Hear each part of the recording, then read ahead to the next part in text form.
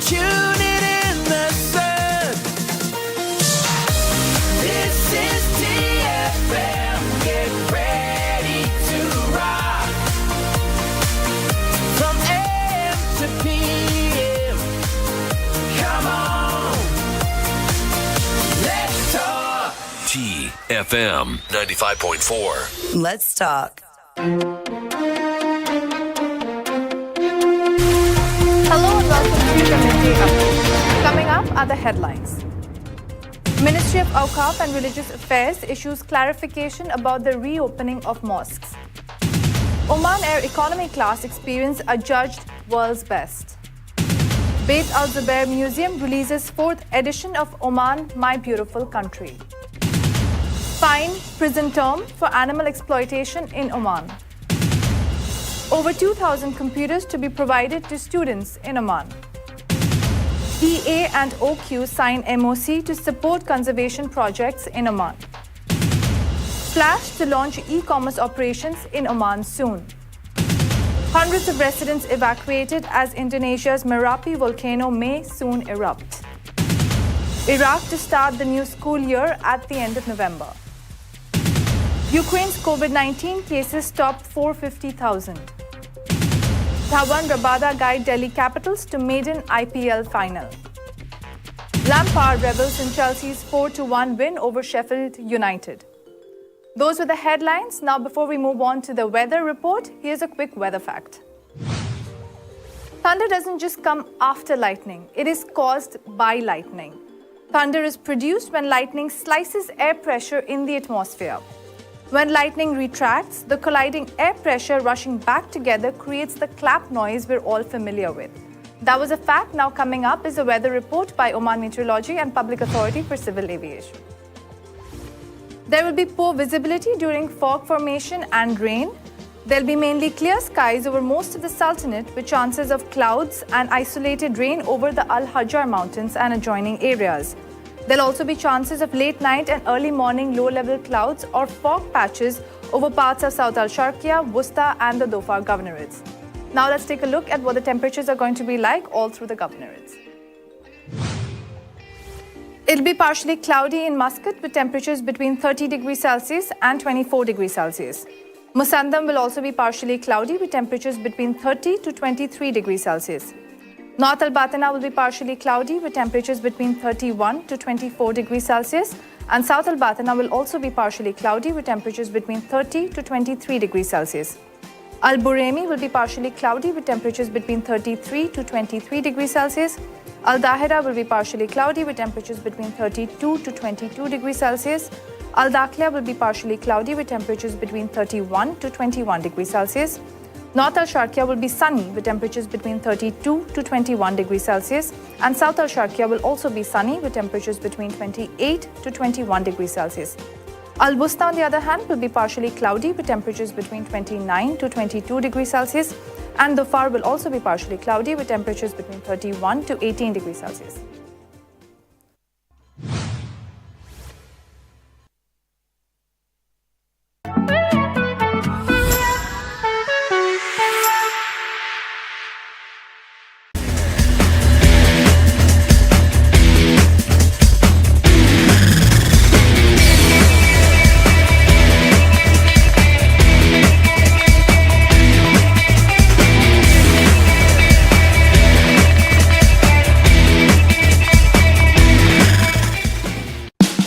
Oman's largest online supermarket now has no minimum order limit. From grocery to household items, Rafiq has everything that you want. Enjoy worry-free shopping with over 8,000 products to choose from and get it delivered straight to your doorstep. Rafiq, you order, we deliver.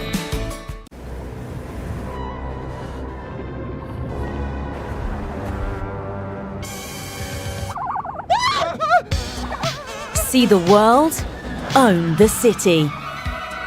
Take the lead. The new GLA with 360-degree camera.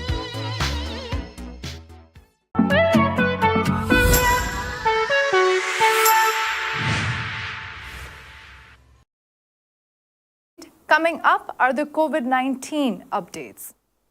The Ministry of Health has announced the registration of 9 new COVID-19 deaths in Oman. The death toll has now touched 1,310 in Oman due to the virus so far, the officials at the ministry have informed. They have also extended their deepest condolences to the families of the deceased. The officials at the Ministry of Health have also announced the registration of 363 new COVID-19 cases in the country. This has brought the total number of COVID-19 cases registered in the Sultanate to 118,503, which includes 108,968 total recoveries. There have also been 287 recoveries in the past 24 hours. The ministry has urged everyone to adhere to social distancing instructions issued by the Supreme Committee and the Ministry of Health. Those are the COVID-19 updates. We'll take a short commercial break and we'll be right back with our local stories.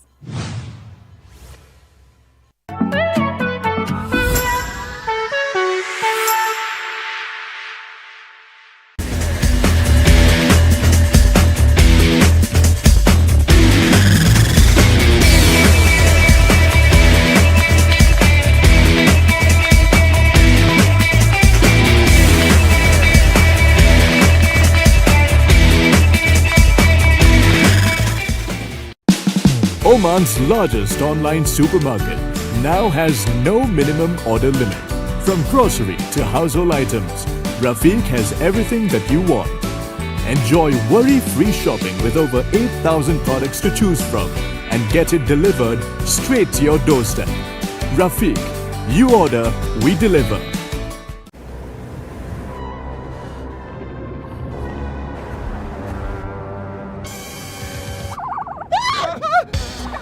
See the world, own the city. Take the lead, the new GLA with 360-degree camera.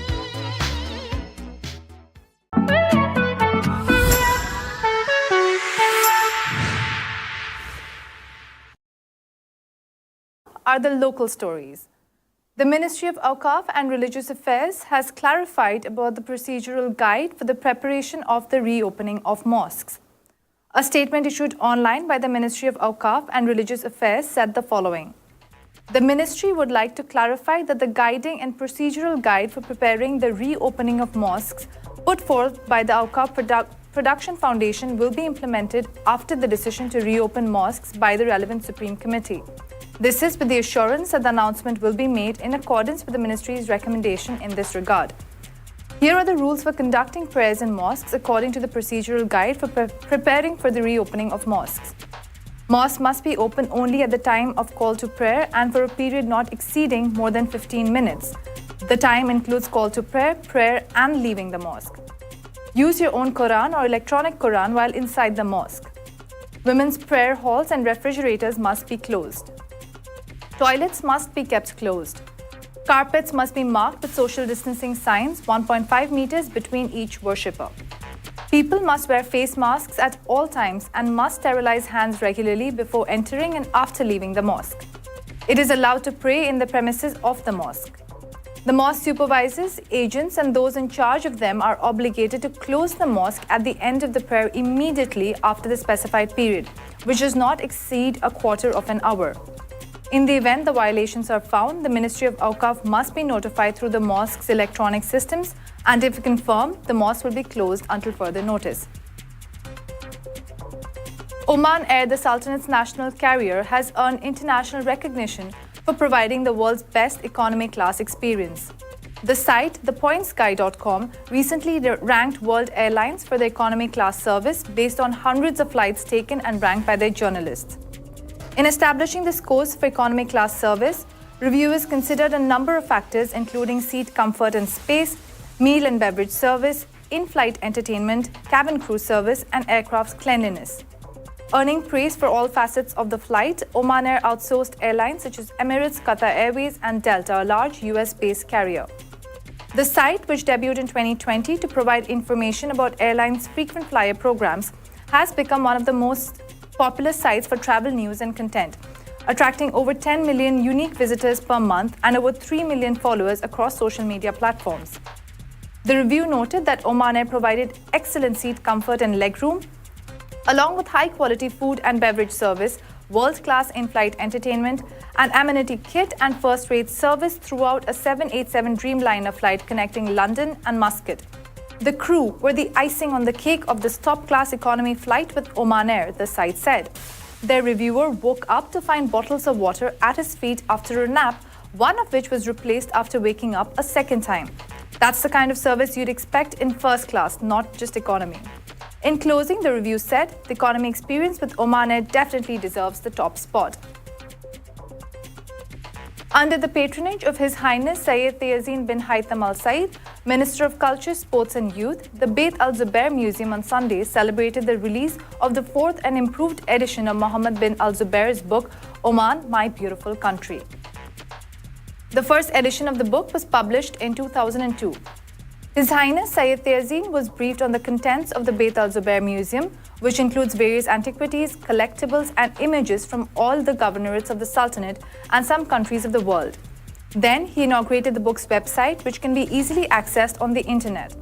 The book was published by Bas Publishing House in 5 languages: Arabic, English, German, French, and Russian.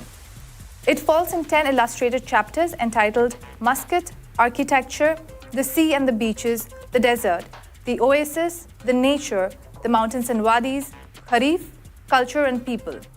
The author, Mohammed bin Al Zubair, documented in the book a large group of the most important Omani monuments that are found in all the wilayats of the Sultanate to make this book a valuable addition to the Omani library and in the field of photographic documentation. Exploiting animals for entertainment shows is now banned in Oman, and those who do so will be penalized. These measures are based on Royal Decree No. 21 by 2017, which governs the protection of animals from such practices. According to Article 13, whoever violates the provisions of this law shall be punished with imprisonment for a period not exceeding 1 month and a fine not exceeding 500 Omani riyals, or either one of these 2 penalties. The Ministry of Agriculture, Fisheries and Water Resources, to put these protection measures into practice, has listed the regulations of the Animal Welfare Law. The decision includes all practices that may harm animals, such as organizing cockfights or bullfights, or injecting camels with dangerous substances, said an official at the ministry. This decision was issued in coordination with the Arab Gulf states because events such as camel races are often organized between and in many Gulf countries. Penalties will be imposed on owners who expose animals to any sort of neglect, including malnutrition and a lack of adequate rest, acts of cruelty, such as hitting the animal on the head, cutting its ligaments, or hurting them with electric shocks while preparing them for slaughter. Those who overwork their animals or run them in races without adequate consideration for their health and age will also be subject to penalties. The decision to provide safeguards for animals in Oman was welcomed by Dr. Peter Nolosko, a veterinarian at Capital Vets in Muscat. He said the following: "Most animals are harmless and do not know how to defend themselves. Unfortunately, some people throw stones at them, provoke them, purposely hurt them, and cause them pain because they derive pleasure from it. Animals are some of our most precious resources and must be cared for well. The awareness of proper respect for animals must originate in schools so that children learn to take care of them," added Nolosko. It would help if parents and teachers take their children to a zoo or a farm so they can interact with animals and learn to appreciate them. This ruling will definitely help provide better welfare to animals in Oman, he further said. The Ministry of Education and Petroleum Development Oman, or PDO, have signed an agreement to provide more than 2,000 computers for students at schools in the concession areas. A statement issued online by Oman News Agency said the following: The Ministry of Education signed a cooperation agreement with PDO to finance 2,931 computers for the company's concession area school students enrolled in the 7th to 12th grade at a total cost of more than 380,000 Omani riyals. The Environment Authority and OQ have signed a memorandum of cooperation on Sunday for a strategic partnership to support environmental and natural resource conservation projects in Oman. In a statement, OQ said the following: As part of the efforts exerted to preserve Oman's environmental and natural resources, the Environment Authority and OQ have signed today a Memorandum of Cooperation, or MOC, for a strategic partnership to support environmental and natural resource conservation projects in Oman. Regional fashion giant Splash plans to soon launch e-commerce operations in Oman, enabling customers to buy its products from the comfort of their homes. The move comes as part of the parent company Landmark Group's plans to expand into markets where it already operates stores and has taken precedence because of the COVID-19 pandemic. In Oman, we have not launched e-commerce operations yet, but as a group, we are going country by country, said Raza Beg, CEO for Splash. I hope that by the end of this year or the beginning of the next financial year, Oman will be on this list. If I'm not mistaken, it should be around by next March, and it is for sure definitely on the agenda. It's on the roadmap. Beg added the company's retail sales from its online channels rose to 5 times their original volume. Their customer base was small, however, because people elsewhere did not have access to buying Splash merchandise in their countries. Currently in the GCC, Splash has e-commerce facilities in the UAE, Kuwait, and Saudi Arabia. We have built a team and a model to be a part of that space as well, and we seem to be competing fairly well, he explained. But will the shopping experience go? No, it's a long shot, and I don't see this happening for the next 20 years. There is a certain sense of pride and satisfaction you get when you shop in person. It is great to get a nice box in your house with a piece you've liked on the net, but 90% of the time when I have shopped online, I have questions over why I've bought this item, whether it fits me right or whether it is too long or too short.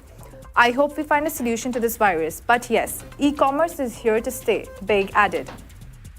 Splash's foray into Oman's e-commerce space comes on the back of the brand winning 4 awards at the Gulf Sustainability and CSR Awards 2020, which awards companies that follow sustainable business models that help the environment by adopting practices that cause less pollution. This year, Splash won gold awards in the categories of sustainable business models, environmental sustainability programs for large companies, and overall winner for Gulf Sustainability and CSR Awards 2020. It also picked up the Silver Award for Innovation in Sustainable Technology among large companies. Sustainability is a way of life, and today's generation is extremely conscious about environmental sustainability, explained Beg. In times to come, customers will reject businesses that do not follow sustainable principles. However small or big, being mindful and conscious is our way of preserving the earth for future generations. Those with the local stories will take a short commercial break and we'll be back.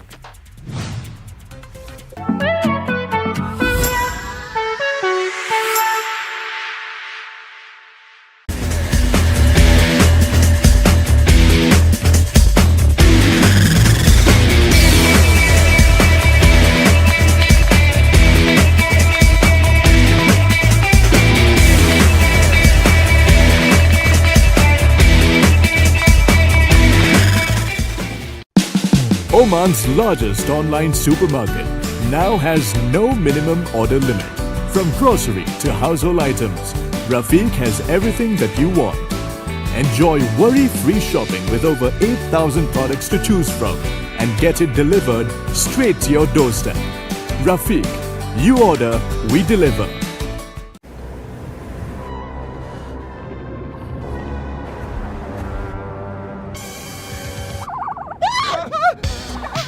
See the world, own the city. Take the lead, the new GLA with 360-degree camera.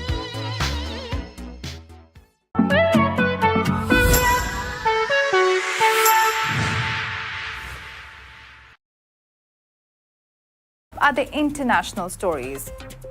More than 630 residents were evacuated from a village near Mount Merapi in Indonesia's central Java province between Friday and Saturday as a volcano alert was raised to the second highest level, a local official said.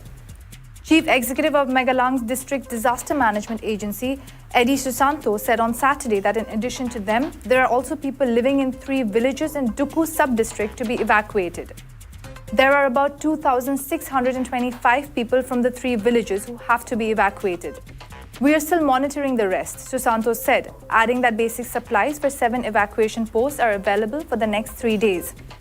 In Sleman district of Yogyakarta province, 133 vulnerable groups including children, the elderly, pregnant women and the disabled have been evacuated, said Yoko Supriyanto, head of the district's disaster management agency. The agency has turned 3 buildings into evacuation centers.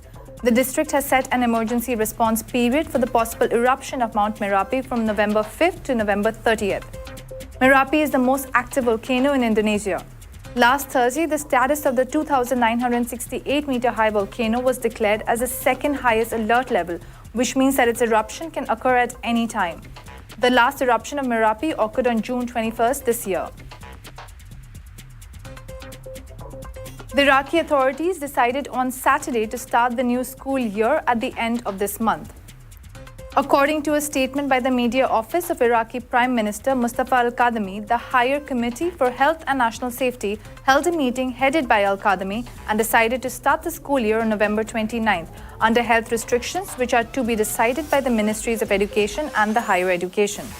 On October 27th, Deputy Education Minister Falah Al-Kaisi said at a press release that the ministry was preparing an emergency curriculum for the schools in which the number of subjects will be reduced, and it also intends to teach students through electronic learning and educational TV channel.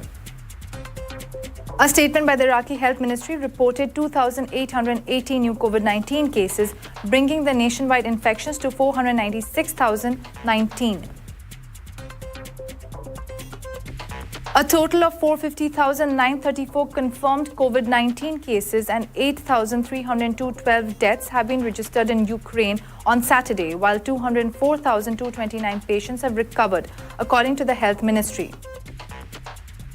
A record 10,476 people tested positive for COVID-19 in the country in the past 24 hours, while 8,685 patients recovered, the ministry added. Ukraine's Minister of Health, Maxim Stepanov, said on Friday that the ministry plans to increase the number of COVID-19 beds to 75,000. Today, we have 52,000 beds that are allocated for the treatment of patients with COVID-19. We believe that we can increase about 20,000 to 23,000 beds. That is 75,000 beds. It is clear that they must be prepared. Ukrainian news outlet Ukrinform quoted Stepanov as saying. Earlier, Stepanov informed that the agency is planning to introduce the so-called weekend quarantine with only grocery stores, pharmacies and transport working on Saturdays and Sundays. The Ukrainian parliament passed a law Friday imposing fines for those who fail to wear a mask in public places. According to the bill, any individual inside a public building or riding public transport during quarantine without wearing respirators or protective masks covering the nose and mouth would be fined between $6 to $9. Those are the international stories. We'll take a short commercial break and we'll be back with sports news.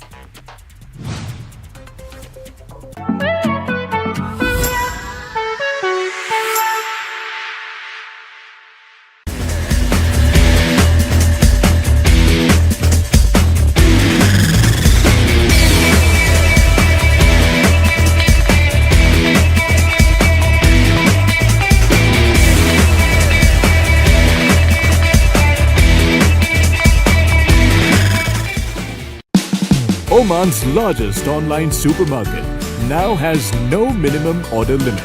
From grocery to household items, Rafiq has everything that you want. Enjoy worry-free shopping with over 8,000 products to choose from and get it delivered straight to your doorstep. Rafiq, you order, we deliver.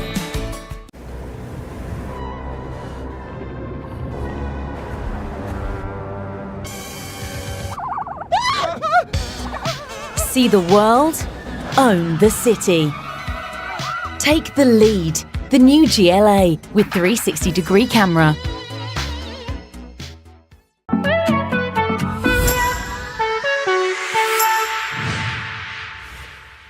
Update coming up at the sports news. Shreyas Iyer-led Delhi Capitals beat David Warner Sunrisers Hyderabad by 17 runs to enter the Indian Premier League 2020 final, which is scheduled to be held on Tuesday in Dubai. Kagiso Rabada and Marcus Stoinis were among the wickets after Shikhar Dhawan top scored with 78 as Delhi Capitals registered a comprehensive 17-run win against Sunrisers Hyderabad in Abu Dhabi. This victory guided them to maiden Indian Premier League finale. After opting to bat first, DC posted 189 for 9. Stoinis scored 38 of 27, while Shimron Hatmeyer remained unbeaten on 42 of 22 deliveries. In reply, SRH were restricted for 172 for 8 as Rabada returned with magical figures of 4 for 29 and Stoinis claiming 3 scalps, including the game-changing wicket of Kane Williamson. Delhi Capitals will now square off against Mumbai Indians in the IPL 2020 final on Tuesday in Dubai. After registering a commanding win over Sheffield United, Chelsea manager Frank Lampard said it was his side's best performance of the season. Chelsea thrashed Sheffield United by 4-1 in the Premier League here on Saturday. It was our best performance of the season in complete terms, the club's official website quoted Lampard as saying. David McGoldrick scored the opening goal of the match, putting Sheffield United ahead. Tammy Abraham and Ben Chilwell netted 1 goal each in the first half to hand Chelsea a lead. Chelsea added 2 more goals to their tally in the second half with the help of Thiago Silva and Thibaut Werner's strike and secured a dominating win. Lampard said after conceding the first goal, Chelsea's reaction was spot on. Sheffield United are a really strong team. They're very good at taking momentum in games and they did that in the early stages, he said. We didn't deal with it brilliantly and of course the goal we're not happy with. The reaction was important and the reaction from the team in the rest of the game was spot on, Lampard added. Those were the stories for today. We'll be back tomorrow at the same time, so keep watching. You've just heard the live feed from the TTV studios on TFM 95.4.